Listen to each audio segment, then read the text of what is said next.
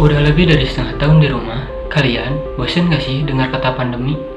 Bukan cuman bikin kita bosan, tapi pandemi ini meruntuhkan berbagai macam sektor dan memunculkan hal-hal baru, salah satunya munculnya Perpu nomor 1 tahun 2020 yang berfungsi sebagai salah satu upaya untuk mendongkrakkan ekonomi yang runtuh akibat adanya pandemi corona ini yang tidak kunjung usai.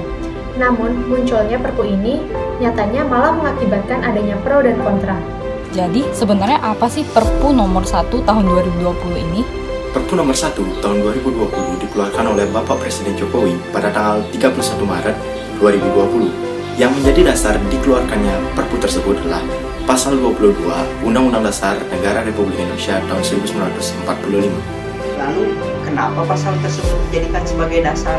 Pasal tersebut dijadikan sebagai dasar karena dalam pasal tersebut dikatakan bahwa dalam hal ihwal kegentingan yang memaksa, Presiden berhak menetapkan peraturan pemerintah pengganti undang-undang.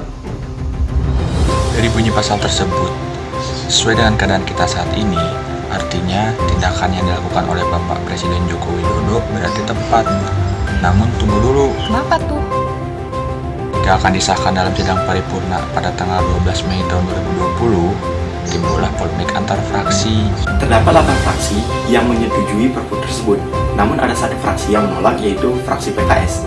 Alasannya, karena Perpu tersebut dianggap memiliki potensi untuk melanggar konstitusi. Apanya sih yang dianggap berpotensi melanggar konstitusi? Yang dianggap berpotensi melanggar konstitusi itu adalah Pasal 27 ayat 2 dan 3-nya. Dalam Pasal 27 ayat 2, pada intinya menghalangi masyarakat untuk mengkritik pemerintah terkait, yang artinya membungkam kebebasan masyarakat dalam berpendapat di ruang lingkup negara yang menjunjung tinggi demokrasi. Sedangkan pasal 27 ayat 3 dianggap melanggar asas equality before the law atau persamaan di hadapan hukum, yang artinya apabila Perpu tersebut disahkan akan berakibat pada mutlaknya hak untuk pejabat yang berwenang karena tidak dapat digugat untuk diajukan ke peradilan tata usaha negara. Lalu, gimana solusinya? Nah, jadi aku punya solusi nih. Salah satu solusinya adalah melakukan pengkajian ulang. Jadi, pengkajian ulang ini perlu dilakukan untuk meminimalisir dampak negatif yang akan berdampak ke kita, alias ke masyarakat luas.